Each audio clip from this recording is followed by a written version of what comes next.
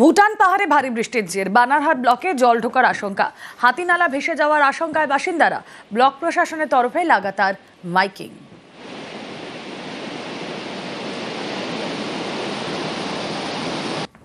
31 মে 2025 শনিবার ভুটানের পাহাড়ি এলাকায় প্রচুর বৃষ্টি হবার সম্ভাবনা রয়েছে। তাই আজ ও আগামীকাল বানারহাট হাতিনালার পার্শ্ববর্তী সকল অধিবাসীদের সতর্ক থাকতে অনুরোধ করা হচ্ছে।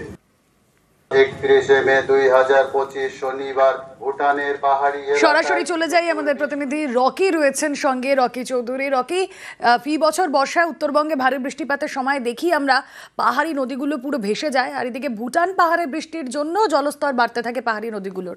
সব মিলিয়ে এখন কি অবস্থা? রোহানা, দেখো, আবহাওয়া দপ্তরের পূর্বাভাস অনুযায়ী কিন্তু জলপাইগুড়ির বিভিন্ন এলাকায় গতকাল রাত থেকে অবিরাম বৃষ্টি চলছে, যার মধ্যে কিন্তু ভুটান পাহাড় লাগোয়া যে সকল এলাকা রয়েছে, যেরকম বানাহাট, চামুরচি, এমনকি ডুয়ার্সের মেটলি, মালবাজার, বিভিন্ন এলাকায় কিন্তু মুষলধারে বৃষ্টি শুরু হয়েছে। এর পাশাপাশি কিন্তু বলে রাখতে চাইবো, ভুটান সরকারের পক্ষ থেকেও কিন্তু আবহাওয়া দপ্তরে জারি করা হয়েছে 30 এবং 31 তারিখে অবিরাম বৃষ্টি চলতে পারে, যার ফলে কিন্তু আতঙ্কে ডুয়ার্সবাসী এবং বানাহাট ব্লকের ব্লক প্রশাসন ইতিমধ্যেই বানাহাটে কিন্তু মাইকিং করতে শুরু করেছে। কারণ বিগত দিনে দেখা গিয়েছে যে ভুটানে যখন অবিরাম বৃষ্টি হয়, ভুটান থেকে জল নেমে আসে হাতিনালা দিয়ে, বানাহাট ব্লকের বিস্তীর্ণ এলাকা প্লাবিত হয়ে পড়ে। এর পাশাপাশি কিন্তু পাহাড়ে বৃষ্টির ফলে ডুয়ার্সের বিভিন্ন নদীতে কিন্তু জলস্তর বাড়তে শুরু করেছে।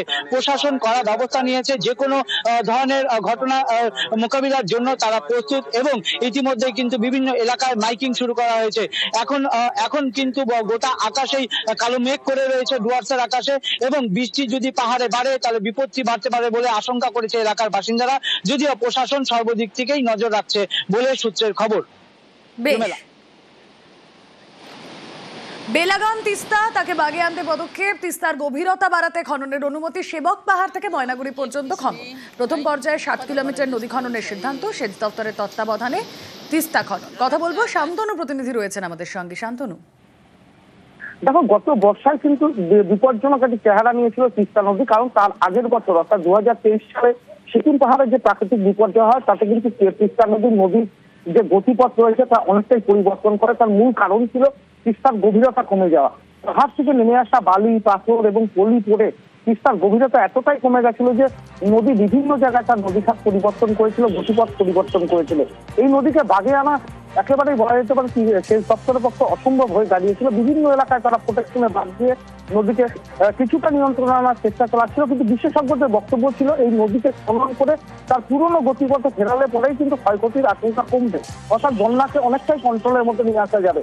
সেই কারণে কিন্তু গত বছর একটি পরিকল্পনা তৈরি করা হয় বিশেষজ্ঞদের পরামর্শের পর, এবং সেই পরিকল্পনা পাঠানো হয়েছিল, এবং সেই পরিকল্পনা বলা যেতে পারে কিছুদিন আগেই মঞ্জুর হয়েছে, যে একেবারে প্রাক বর্ষায় মঞ্জুর হয়েছে।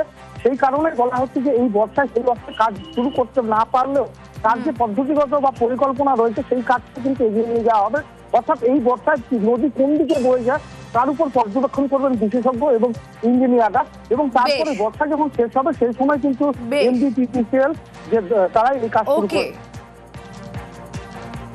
আমাদের অনেকদিন ধরে পরিকল্পনার মধ্যে ছিল, অলরেডি এটা ডিপার্টমেন্ট হ্যান্ড ওভার করে দেওয়া হয়েছে WBMTDCL, West Bengal Mineral Development and Trading Corporation Limited. ওরা আবার ভেন্ডর অকশন করে ভেন্ডর ঠিক করে, সেটাও হয়ে গেছে আমি জানি, প্রসেসের মধ্যে আছি, শীঘ্রই কাজ টেক আপ করবে। চ্যানেলটাকে আমরা সেন্ট্রালাইজ করতে পারবো, মাঝখানের দিকে গতিপথটাকে নিয়ন্ত্রণ করতে পারলে, ঠিলতে পারলে, তাহলে ব্যাংক প্রোটেকশন যেগুলো আছে আমাদের লেফট এবং right both side protective area আছে, সেগুলোর উপরে এফেক্ট কমে যাবে।